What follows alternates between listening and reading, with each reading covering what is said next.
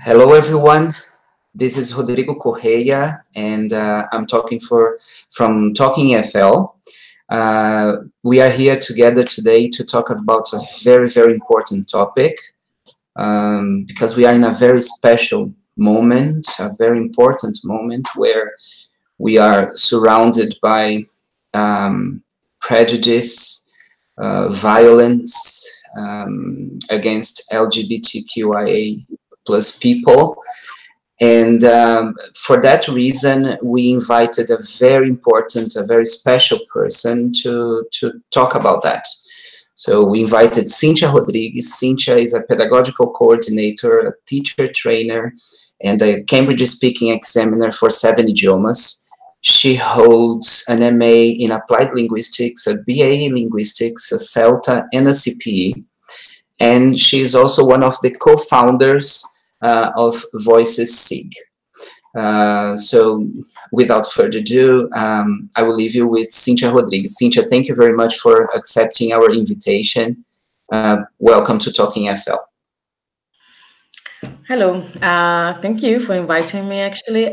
It's always a pleasure to be able to talk about this kind of topic because, as you said, this is a very important topic, and this is something that actually people don't, everybody believes that they know about it, but in reality, people don't understand what the acronym is and how to deal with that, and especially how to make sure your school is a safe space for LGBTQIA students, not only students, but also the staff and the teachers. And it is very important to have to make sure you can, I'm a little bit lost today because just got home from work and everything else, but everything's gonna be all right.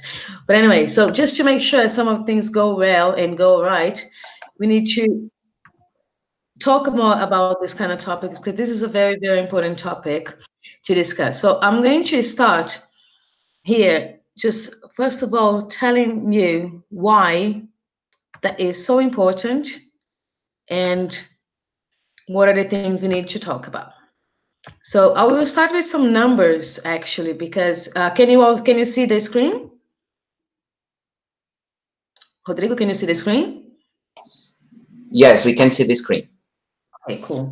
So I'm going to start with these figures because we always say that this is very important, but then nobody knows why that is so important. And I think that figures are also always something a little bit helpful. So because then we can see the bigger picture of what's going on.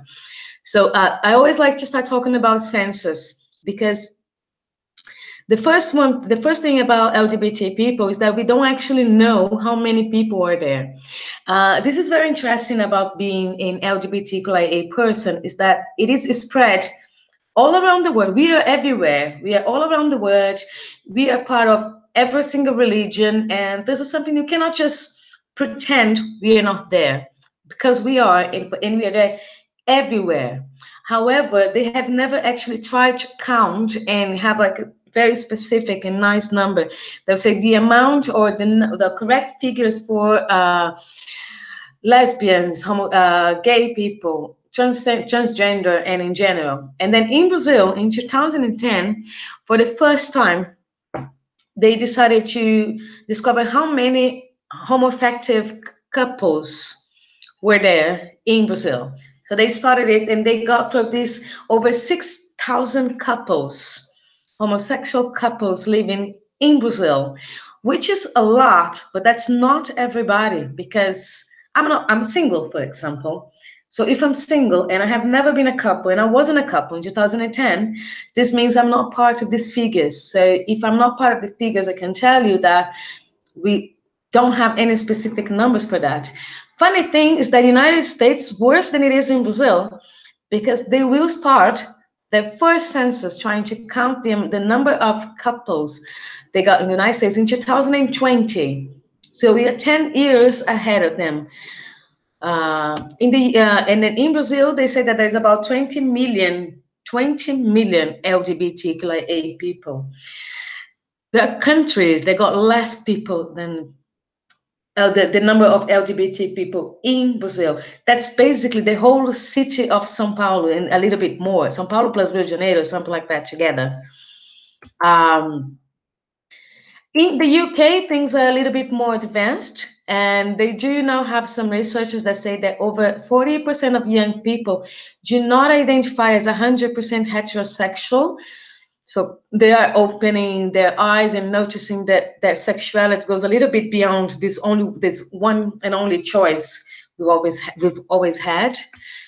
And so that's the big problem we have here, because we cannot trust those numbers, because the methodology they use is not, it doesn't reflect reality. One, because not everybody's married, as I said before.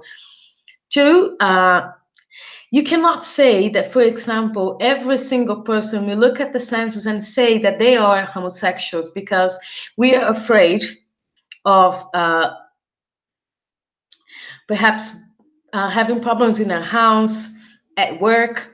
Would you get in front of the TV, as I am doing now, in front of everybody in the computer, and doing something online and say that I am homosexual? Not everybody would do that, because they're afraid of losing their jobs and many other things. So this number might really not reflect the reality. And then getting to schools also, how it works inside of schools. Almost all of LGBTQIA people I know have reported harassment and discrimination, but this number, this what I'm saying is not, it doesn't come from me, but comes from a guys I'll show in a minute. Hostile school climates negatively affect LGBTQIA students' educational outcomes and mental health. Of course, because if you're being bullied, your self-esteem goes down, and then you start, some people just, and then you can get depression and other things that affect your life in many different ways. So that's why we need to start talking about it, because the moment we in our school, it's going to be a win-win situation, because if you're including people, this means that those who are studying with you will feel safe to continue and stay where they are. And those who are not LGBTQIA will be able to embrace and learn more, and that will be good for them as well. So that's a win-win situation. So because the majority of LGBTQIA students report hearing biased remarks from school staff. This is interesting, because every time we talk about it, we only talk about other classmates.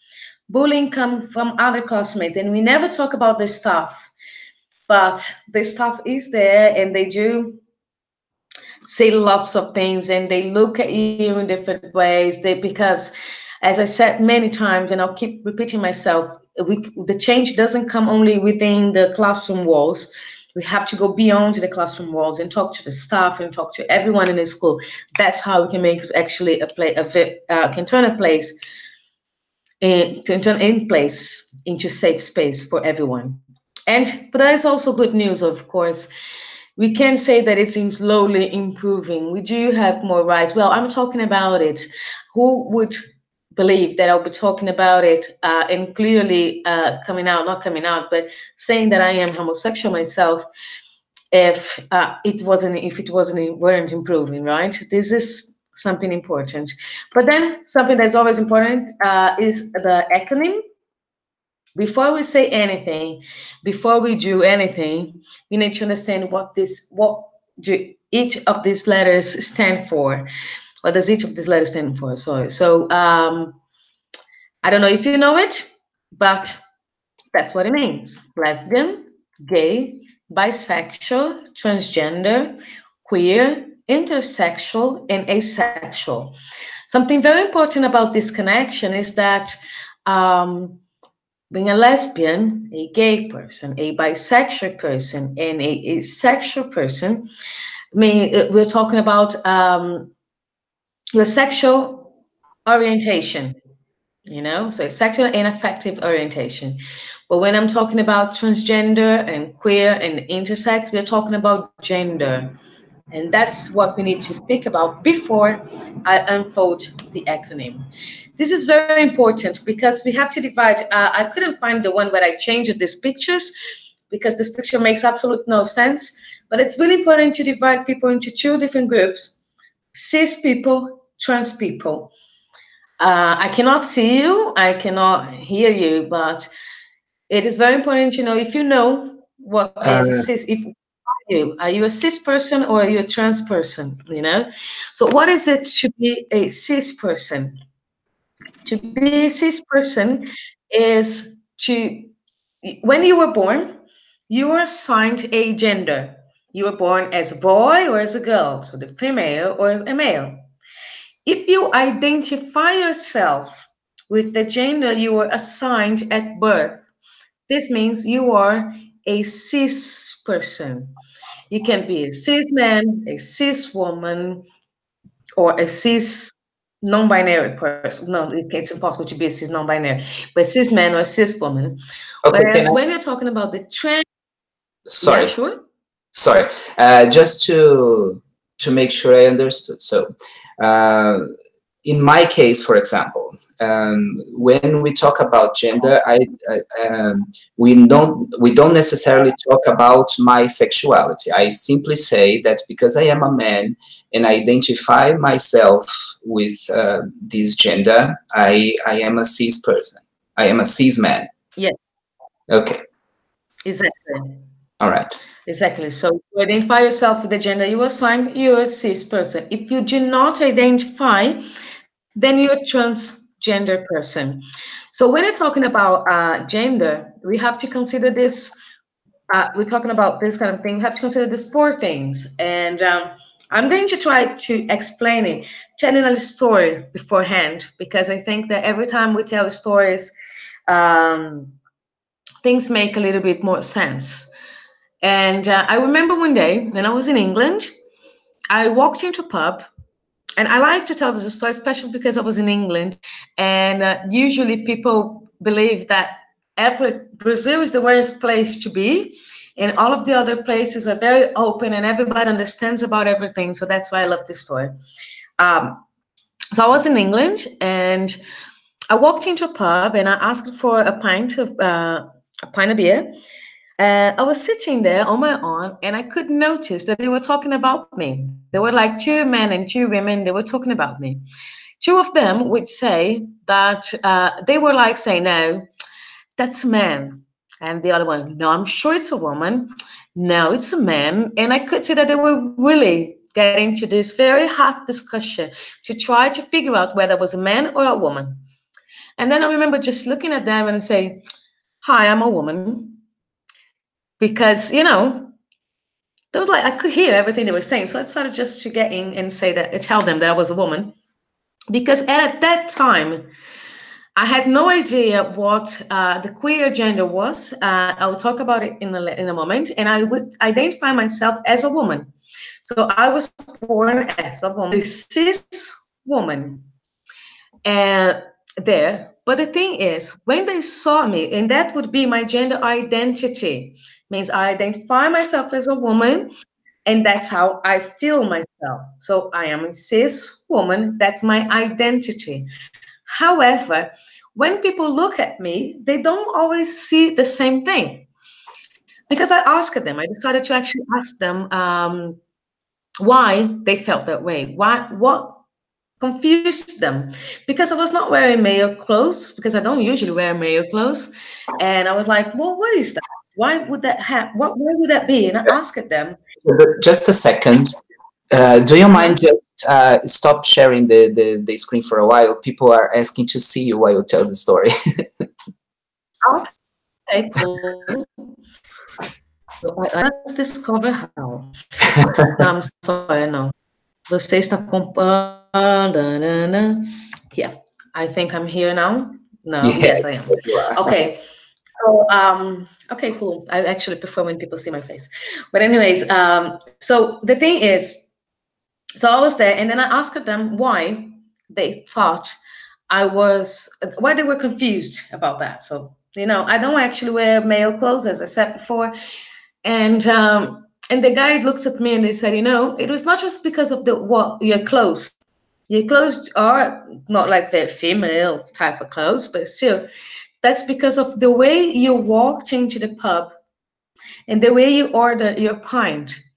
your tone of voice, the way you looked at us, because that's your expression. That's the way you express yourself towards the other. So when I'm walking around the streets, and when any one of us walking around the street, when people look at you, they will see your clothes, they will see the way you move, they will see the way you look at people, even the way you shake hands.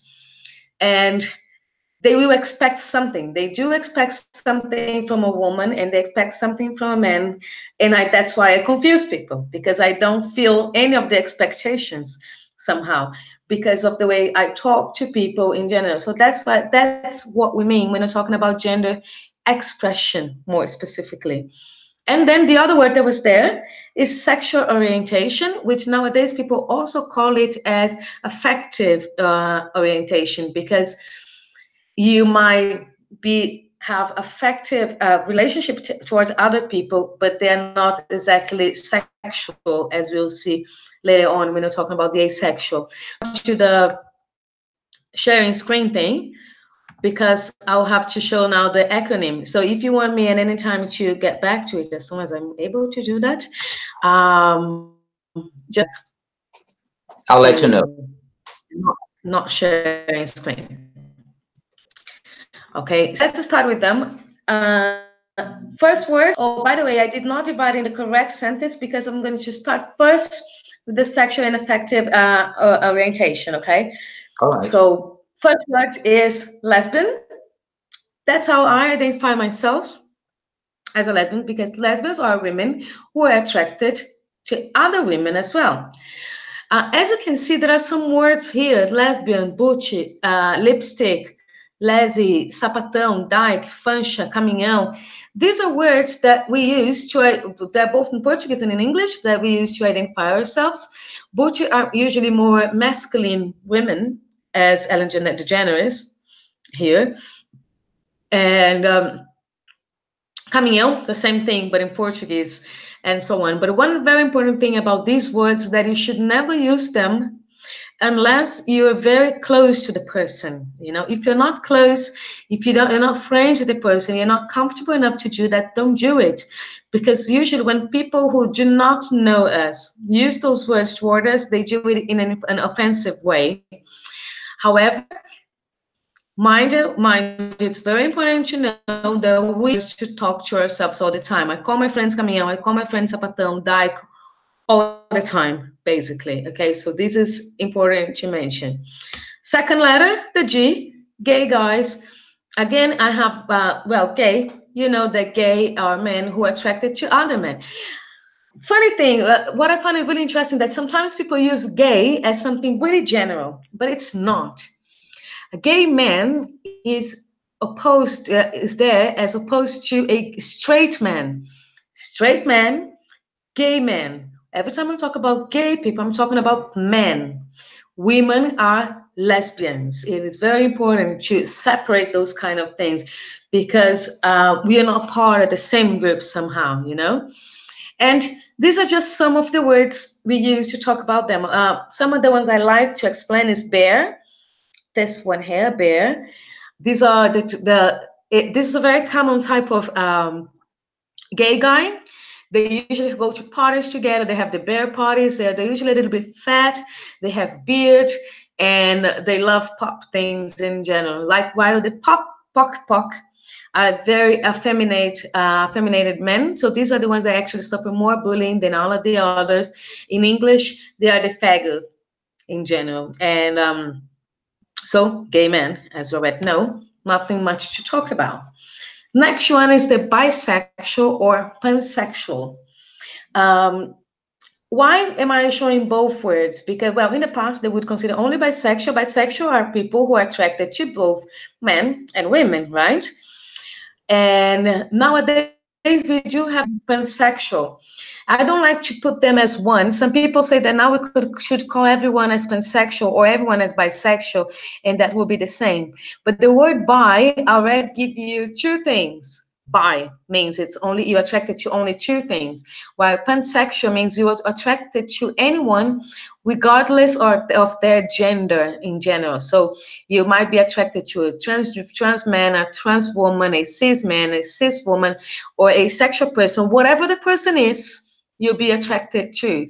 While bisexual, you might find people that would identify themselves as bisexual. However, some of them might not really want to go out with a transgender person. And that's what we're going to talk about in a minute.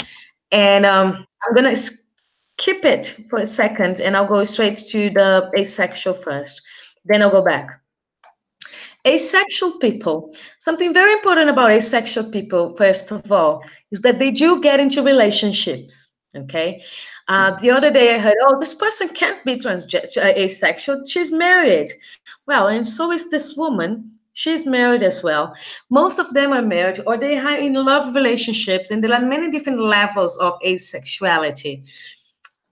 There's like the demisexual. These are people who only have sex relationship with those they are already attracted to, but they have like an intellectual, they are intellectually attracted to that person. So they're already in love with the person. So otherwise they won't have sex with that person, and so on. So this is a very interesting group of people because I was researching a lot about them because that was quite new when I first started talking about it. It was quite new for me. And at that time, funny things that I had this student, I had only one student at that time, only one. And he came out to me as a asexual person. So, you know, life couldn't be more, I couldn't be more, I don't know, thankful for things that happen sometimes, because that's luck. Basically, that was a really lucky moment of my life. And then he told me a few things that I researched that, and I actually realized that most of the people say the exact same thing, that they realize they are asexual by the age of 13 years old, usually, because that's when people start, most of their school friends or whatever friends, wherever their friend comes from are, they start feeling attraction towards the other gender or their own gender or whatever. And you know that moment in life, this one is nice to actually see my face. Do you remember that moment in life? Let me just stop for a second because I want to show up. That's right. Do you remember like when you were a child and then you would see someone kissing and then you go like, oh, that's disgusting? I see. Or when you're a child, somebody talks about sex and you're like, oh, nah, that's really disgusting. I don't want to hear about this. Well, asexual people say that they had never left that period of their lives. That's still how they feel about it. So it doesn't mean they're not romantic, that they don't want to be in a relationship. They might even have sex with their partners just in case, just because, but they don't feel like, they don't have this desire we have. And this is true. And it's really difficult for people to actually understand it, because it sounds like it can be true, you know, who doesn't want to have sex? Some people just don't want to have sex. Accept it. That's life. Okay. Right. Now we're gonna get back in there. I forgot to. Oops. One more time. That's all right. Yeah. We're gonna get back in there, and we will start talking now about gender. And I'll play a little bit of a game with the genders here. First of all, we got here the transgender. Transgender is there as opposed to cisgender, as I said before. You know, so you can be cisgender person or a transgender person. In the past, we would call them as transsexual. Nowadays, the word is actually transgender. That's how we talk about it. But all right. transgender, yeah. We are looking at the figures. Oh, really? Yeah. Okay, so one looking at that. So yeah, now you're looking at the right one, right? Not yet. No. No. You might be sharing the computers. Let me just do one thing here. All right. Because I opened it 3 times, so now I don't even know which one I should go to. That's the third one that is opened.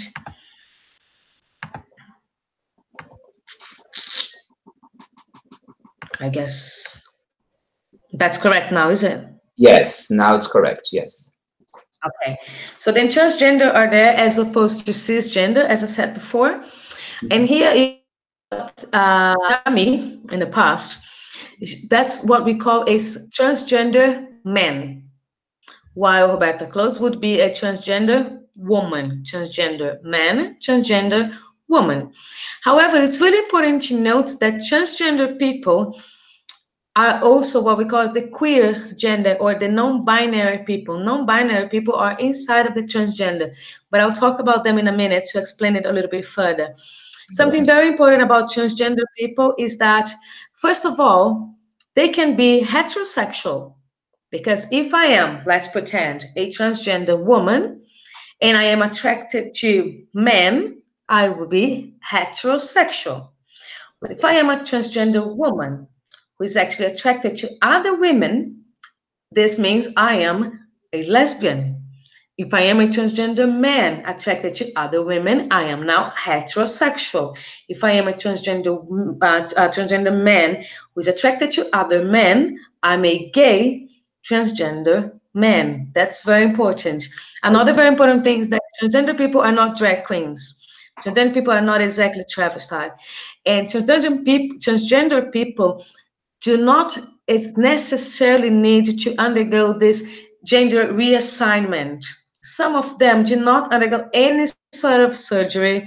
Some of them decide not to take the hormones because they have problems with the hormones or anything, and that doesn't change anything. So if you know anyone who identifies themselves as a transgender person, but you don't see it, it is not your problem anyway. So just accept and use the pronoun they ask you to. Okay, because this is very important.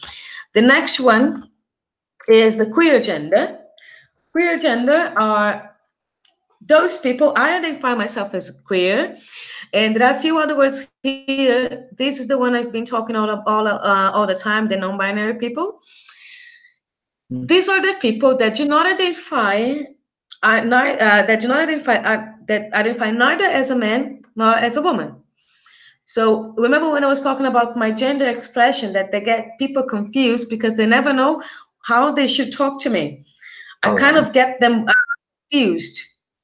Would like to say anything? No. I kind of get them confused a little bit because I don't actually act like a woman would, so they cannot see me as a woman.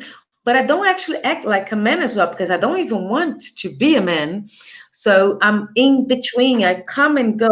I transition from one side to the other side all the time, and that means that's why we are trans, because you're also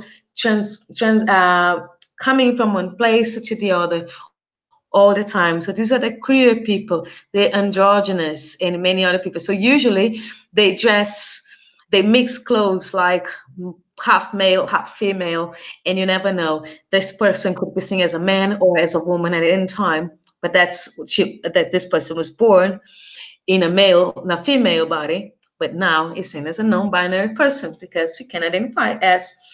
And then with a person is non-binary in English, we can use the pronoun they and say they instead of saying she or he. And you can say they is or they are as singular, and it's correct according to the dictionary and grammar. Portuguese, unfortunately, is a kind of quite impossible language when it comes to it. How can you say ela or ele, and how can you find a third word for that? So my suggestion is to always ask the person whether they would like them to use another pronoun, or which pronoun they feel more comfortable with. The person will tell you, and you just have to use it. So it's simple as that. You just need to ask. And then, okay, so far so good. Okay. So, I'm just gonna go now with the last one. The last one, that is the intersex one. This is the worst. Seriously, this is the worst one. These are the people who suffers the most. And I will stop sharing my screen now because I'll talk to you, tell a little bit of this story. Okay. I was researching a lot about intersex people. They were what in the past would be called as hermaphrodite people. I forgot how to pronounce that properly. Sorry. And but nowadays this is not a good word to use. They're called intersex. Usually, when people think about intersex people, the one thing that comes to your mind mostly is that they are. Let's just get a pen here for a second, and then I'm gonna Okay, write. that's okay. So when you talk about the intersex people, and you think about the genders and things like that, when people consider it, you know, the XX, XY things that would assign you as a gender. So Yes. usually when people think of the intersex people, that's what they see. Oh, I can't see it properly. This means you cannot see it properly. Right. Like XXY. That's what people usually believe. They Yeah. think that you were born with 3 chromosomes. So that's why that's the way it is. But this Okay. is not true. This is just one of the types we got. Because there are over 40 different types of intersex people. Mm-hmm. I'm gonna tell the story of people who are only XY. If you're XY, this means you were born in a male body, right? Okay. You're supposed to be a man. Mm-hmm. However, what happened to these people is there is this enzyme that blocks the masculine hormones and it turns it into feminine hormones. So they block the testosterone and they turn it into progesterone. So what happens to this person is all of their male organs and the genitals and the inside organs, the male parts of it, the testes and everything, they don't develop. They're all underdeveloped. And Mm-hmm. their body get the shapes of a woman's body because the hormone is blocking all of the masculine there. So Mm-hmm. the feminine goes up and it Mm-hmm. changes this person's body. And what happens to these people is I don't even have words to describe it because it's awful. And I'm gonna tell the story of one of them. I can even show the picture again once in a minute because this person was there. So this Okay. person was born as an intersex person, and what happens is the doctors have some sort of agreement in the hospitals, Mm-hmm. and in this agreement is they should turn any sort of abnormality into normality. Mm-hmm. What is seen as normal is having either a being a male or a female. You Mm-hmm. cannot be both. If you're both, means you're anormal, and that's the doctor's duty to turn you into a normal person. But they don't actually talk to your parents about it. They just go and do everything they have to do.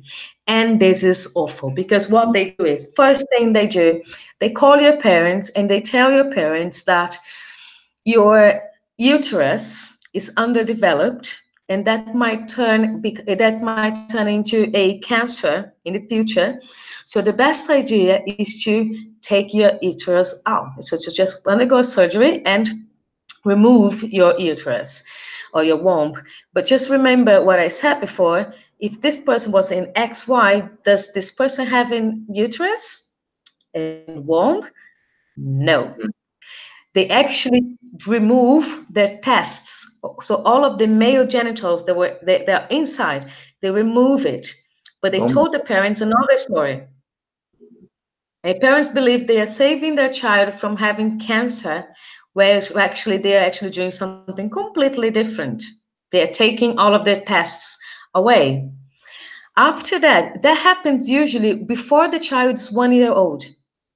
Oh my God. When the child's about 4 years old, they tell them that they have a smaller problem in their bladder and that so that they have this smaller problem in their bladder and so they should so this person needs to undergo another surgery and they take this child to the surgery again and they they kind of make a vagina.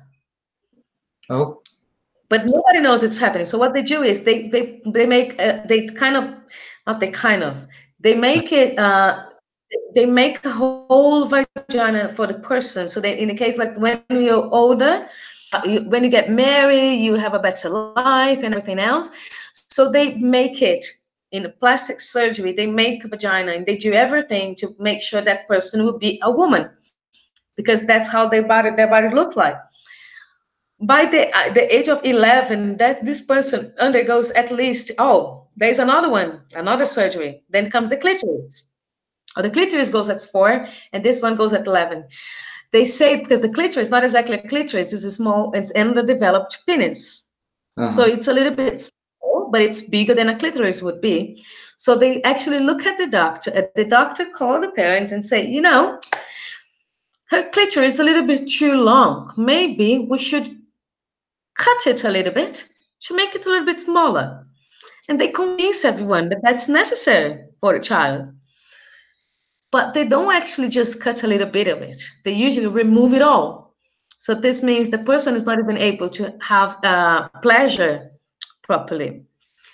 That all happens without no one knowing exactly what's going on because the doctors lie to the family all the time. And there's this person, I'll show the picture in a minute. I'm saying person because I don't know whether they identify as a man or as a woman or as a non-binary. And this person says that when they were 19 years old, they started university and they started studying psychology. And he was in a lesson, and the professor started talking about intersex people. That's when this person realized that the story they were listening was very similar to the story they lived throughout their life. They went then to the hospital to get all of their history, and that's when they discovered everything that happened to them. It's interesting, isn't it? So they just mutilate, make sure they will conform to normality. So that's why I say nobody knows what who the intersex are, but they are the one, in my opinion, that suffer the most because they are actually mutilated throughout their lives. So yeah, for sure. Kind of tough, right? Cintia, So yeah, I have to tell you, there is we have a guest here, Ryan Nielson. Ryan, thank you very much for your comments. While you were talking, he was typing lots of comments here. First, he said, when you were telling your story in London, back in London, he said, your gender expression is also a big part of whether you pass or not. It's all the little cues people take from gestures, posture, and etc. But now, and then he says, to understand trans people in regards to their gender and sexuality, he is suggesting that we let the trans prefix aside and, okay, so he's a man, and if he's attracted to a woman, he's straight. If he's attracted to men, he's gay. Yeah, that's what I said. And then in the talking about the condition you were mentioning about the chromosomes, he said that the condition is called androgen insensitive syndrome. Yeah. Or AIS. Exactly, that's the one. Yeah, and then he mentioned that as far as he knows, most intersex people are forced through surgery to become male because, of course, it's way more difficult to make a penis than a vagina via bottom surgery, right? Yeah, I've actually read a lot about it before doing this talk or anything else because that was something absolutely new for me again. And yes, this is when it's much easier to make a vagina than actually making a penis, but that usually happens to these people because they were born as male and their bodies already has the female side, so that's the easiest way to make the unnormal normal, definitely.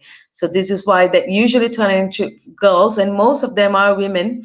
I mean, they were not exactly women, but they were put as turning into women because that's the easiest way. Easily, that's it. That's true. Yeah. Well, and then I have a question for you because now I have to share a story. I was talking to a colleague back in the staff room where I work. Of course, we are not proud of those things because it's like this type of cultural thing is so internalized. that sometimes it's difficult for us to step aside.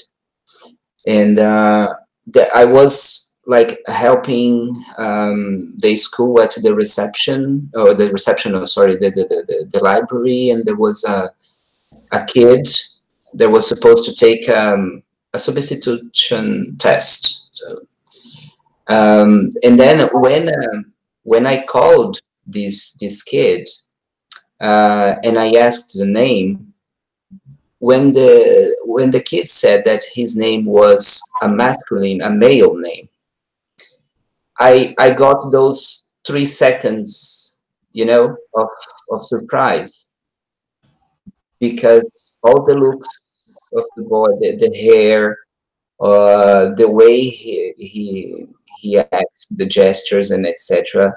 For me, it was supposed to be a girl. So I was thinking of a situation like that in the classroom. So what do you have to say, like, for teachers who, in the first day, imagine a teacher in the first day where he's getting to know the students, etc., and then a situation like that happen? Well, I'm not sure. As I could, well, that's what he was talking about. As I said before, I'm sorry to not answer the question immediately. These are just some of this is the androgen sensitive syndrome that Ryan mentioned. That's one of the most common ones, and here are all of the others.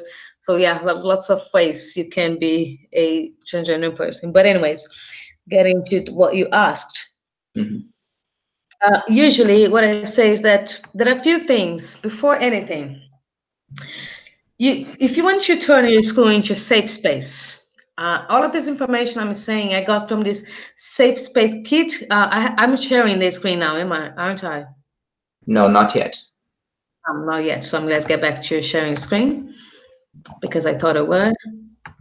I thought it was, but I'm not. I wasn't. So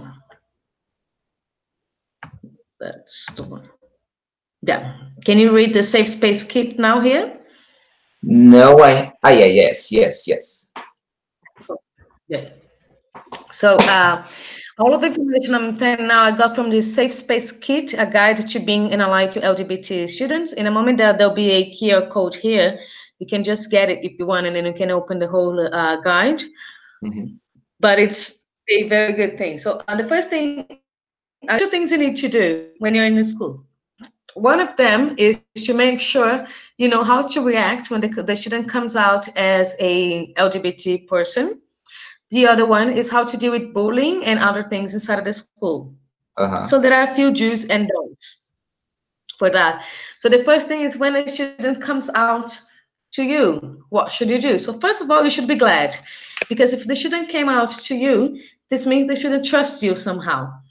So in some way, somehow, they felt that you were already a safe space, so you were a safe person to go and talk about it.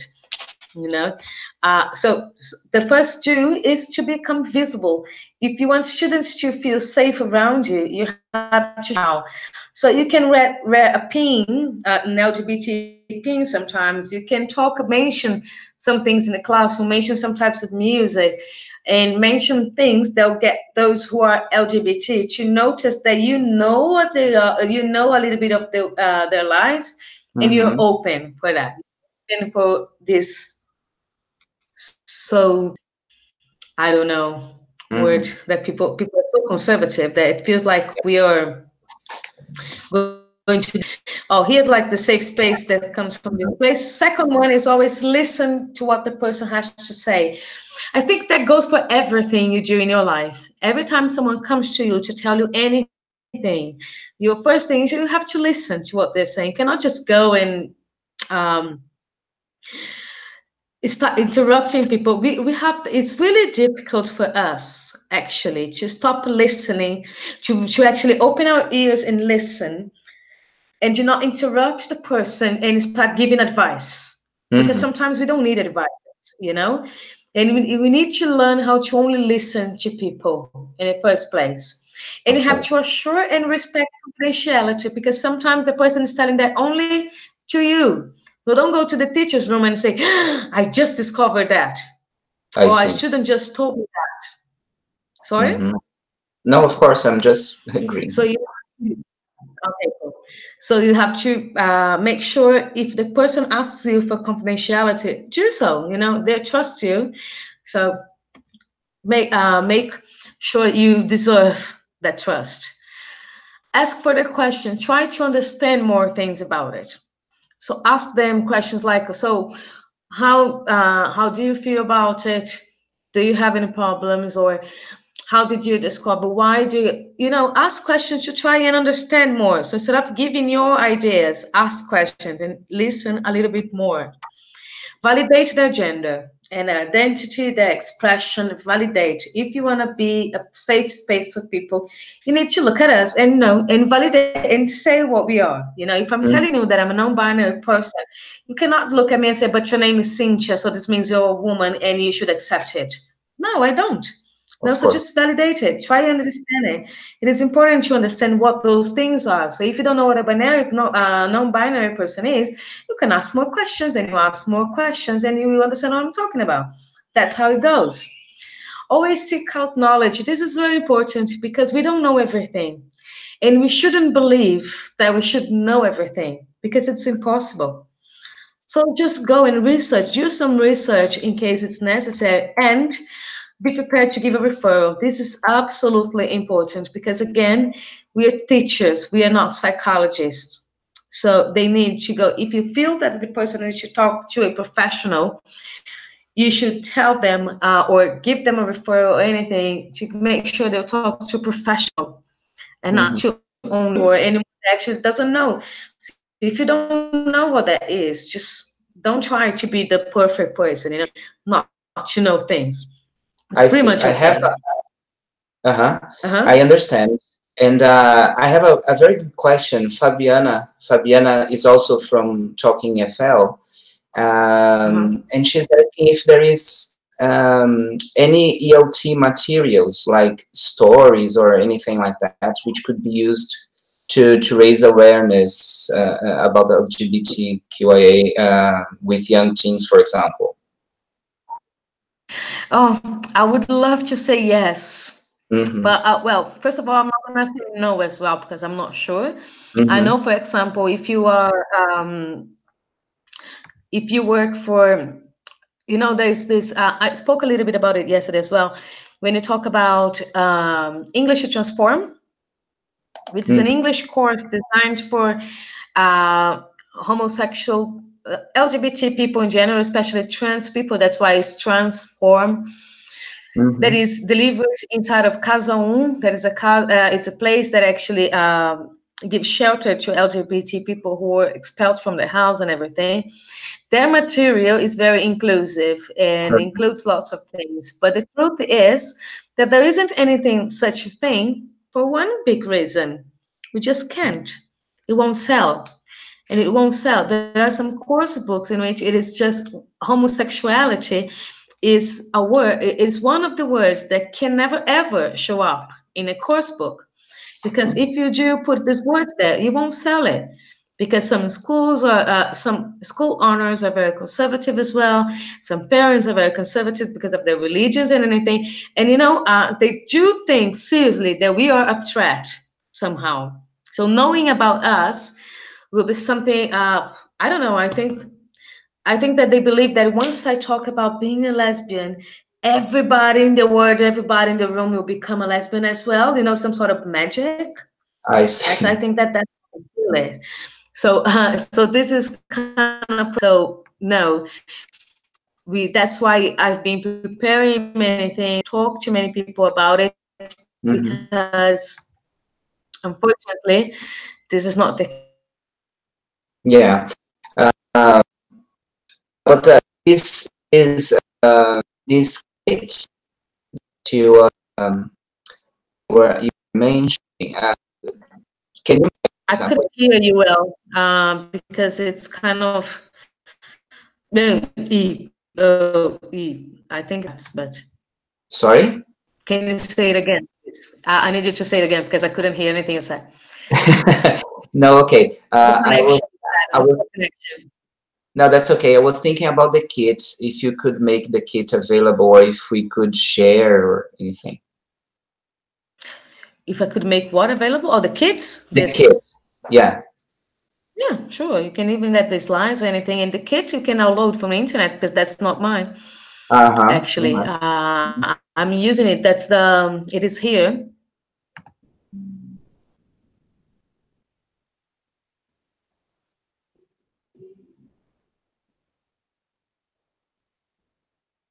Cintia?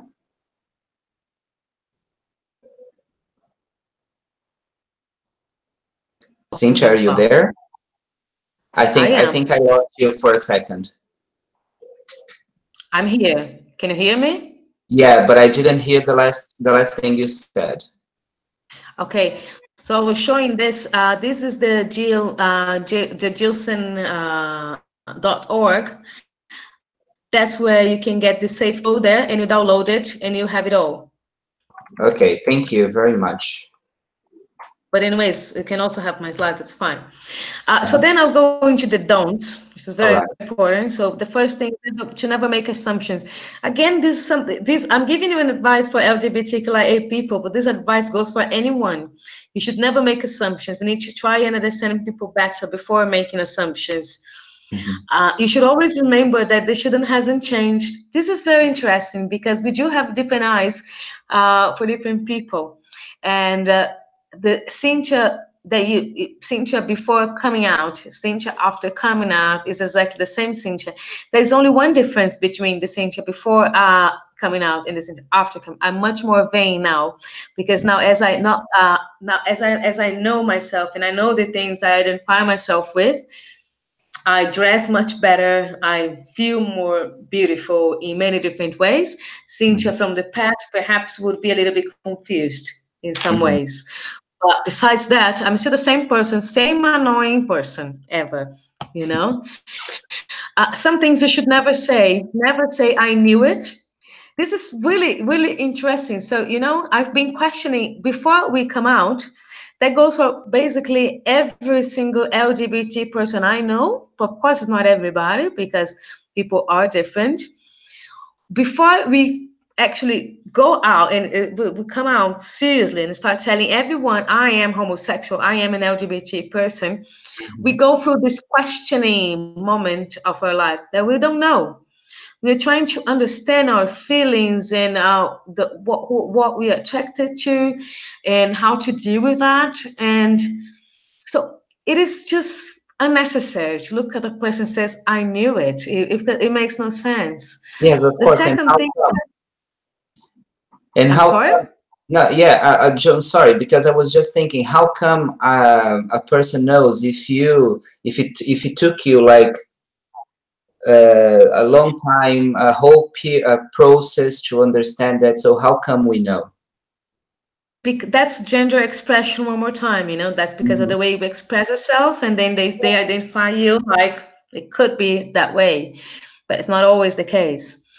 The second one is don't never shush us. Don't tell the person not to tell anyone. If you look at me and say, you shouldn't tell anyone you're homosexual, this means you're silencing me and you're not accepting who I am. So that's one of the worst things to say. And the last one, don't say, are you sure? Because if I'm telling you now, this means I've been through this whole questioning moment of my life, and I am now finally able to say I am homosexual or bisexual or pansexual or transgender or whatever. And now you're going to look at me and say, are you sure? If I'm telling you, perhaps I am. And if I'm not, it's my business again. Don't do it. It is these three sentences are very offensive in many different ways. Another very important thing is to never assume anyone needs help. Sometimes I'm telling you something just because I want to share it with you. But if I'm telling you that I am homosexual, that I want to talk about it now, it doesn't mean I need any sort of help. Sometimes our families are okay with it. Sometimes people at work are okay with it. Sometimes we are pretty much okay with it and we don't need any sort of help. Sometimes we need a lot of help. That's why we are going to ask further questions. Asking further questions is very important. So then you can know, and you can notice whether this is true, whether I need any help or not, before just start trying to help me.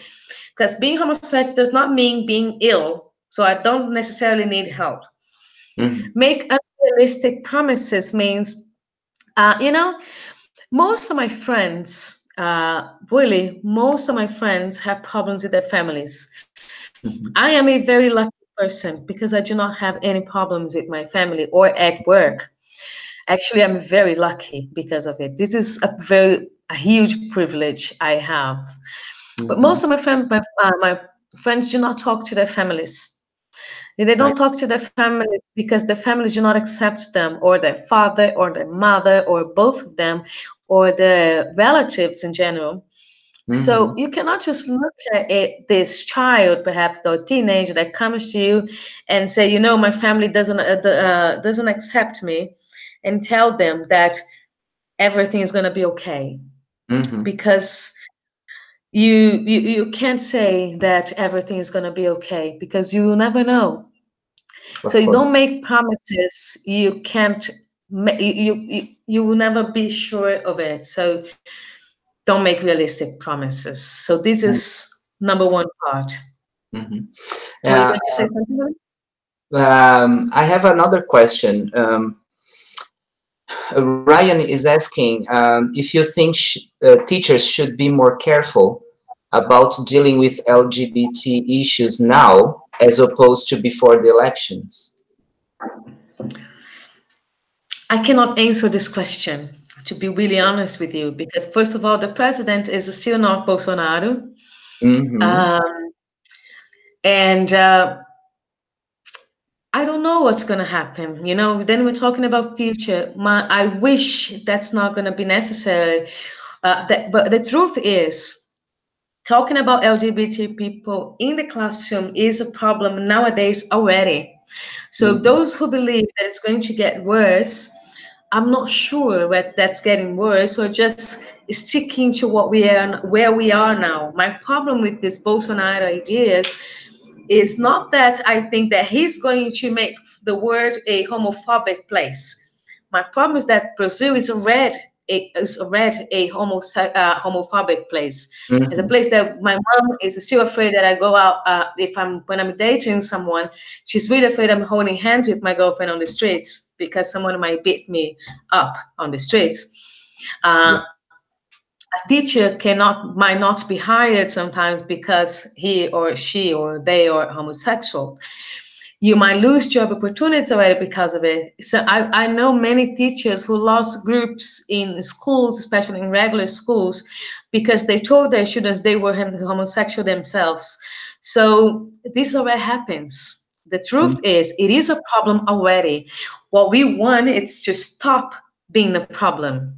And that's what this president's not giving us, because Mm-hmm. he'll just keep, at least it will keep the way it is, and we won't see any progress. I just hope it won't walk backwards, but that's a hope. Yeah. I think, although I'm really afraid of it, I Mm-hmm. can't say anything before it actually happens. Yeah, and I'm with you. I do hope that we don't need to have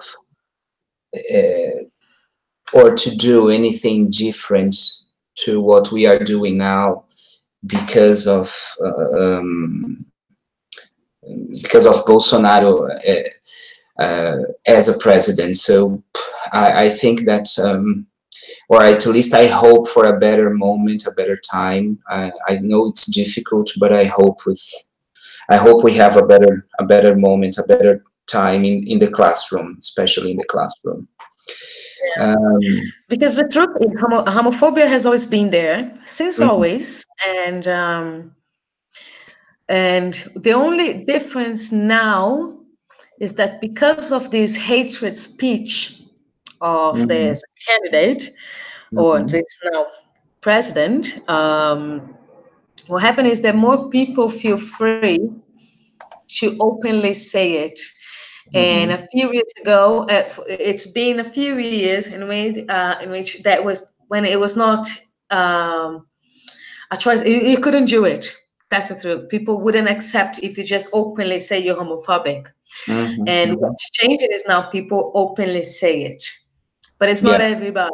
Again, you know. So those are those who already did it. They were already. They always wanted to do it. They now just do it again openly, which is a problem, definitely. Yeah.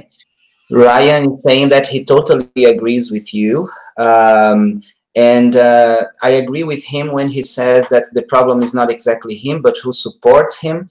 And I think that we can like summarize this in one word, that is everything that you were saying before: endorsement, right? Because he actually validates this kind of behavior, and this is what we have to face now. Yeah, I do have a problem when you say that he's not the problem, because he says those things out loud. No, So once yeah, he says those things out loud, you have supporters that will keep on saying those things out loud. So he is an issue as well, you know. yes, But of course, anyways, yeah, let's see what's gonna happen to us. yeah. I don't know, how long do we still have? Because it's over an hour now. Sorry. How long do we still have here? No, no, no. Actually, We have no. no. Actually, I was going to say, do you have anything to add to what you were saying? Yeah, I have a few things, right? That's why I was asking Of how course, long no. is still. So, okay, so I just want to close because as we're talking about these homophobic things, I'm going to give you one suggestion for things we can do in classroom. All I right. just hope I will get the correct one. I'm not sure. Well, never know which one is the correct one. Can you see I'm looking at something? transgender rights. What can you see? I What's see. written there? It's the one for the Pachacucha with the pictures of do's and don'ts now. Oh, the do's and don'ts. Okay, cool. I was just checking because I have two different ones open. Uh-huh. Okay, so there are two things. First of all, a suggestion. Right. You should respond to language or behavior in the classroom always, you know. That's how we can start changing those kind of things. So we can't accept what goes on. And I remember this day I was in a classroom and then we're talking about, it was soccer. It was the World Cup, the year there was the World Cup in Brazil, I guess. I don't remember, but I think that was the World Cup in Brazil. And we were talking about football. And then somebody says, I don't like Cristiano Ronaldo. And I said, why not? They said, oh, he's gay. And then everybody started, chuckling and gigglings and everything else because they said he was gay. And some other people also, it's a very common to say, oh, this is so gay, you know, you're so gay today. And we should stop allowing those kind of things in classroom. But then you have to think about ways of doing it in a nice way. And there are lots of ways, and that guys give us lots of ideas as well. But there are a few things that I like very much, like this one. Do you say that as a compliment? Because, you know, if you're saying that something is not, it's so gay, is it a good thing? Maybe. Or I love this first one. This is my favorite always. What do you mean? I'm really sorry. I don't understand what you mean. Oh, Yeah. really? So what's the problem? But And I when you don't get, think I'm looking at that, Cintia. Sorry to interrupt you. okay. Is that written somewhere?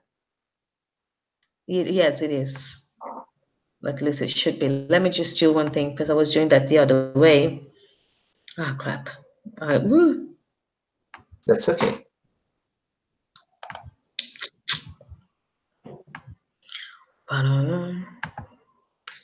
Okay, now I know which one you're saying. Yeah.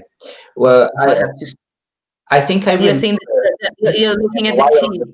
Yeah, while you are trying to get it, I remember clearly in the Pachacucha where when you said you have to name the behavior, right? You have to what? Oh, name Name the behavior. Yes. name the Okay. behavior. Yeah. So that's what. Now you can see it, right? Yes, yes, yes. Now we can see it. Yeah, so this is the first one here. What do you mean by that? Or I'm sorry, I don't understand what you mean. Is that funny? You should always turn those things into a teachable moment. So don't be afraid of turning it. Don't shut yourself up just because you're afraid of saying something and having problems with that. Because that's how we'll start changing it. Because sometimes they shouldn't. Sometimes we say stupid things just because we don't know how stupid that is. You Mm-hmm. know, there are Mm-hmm. some certain beliefs we have that we don't even know where they come from. There are certain sentences and expressions we use that we don't know where they come from, and then we say them, but we don't know how bad they could be. You know, so sometimes we should teach people what's going on, and what we're saying about addressing the behavior.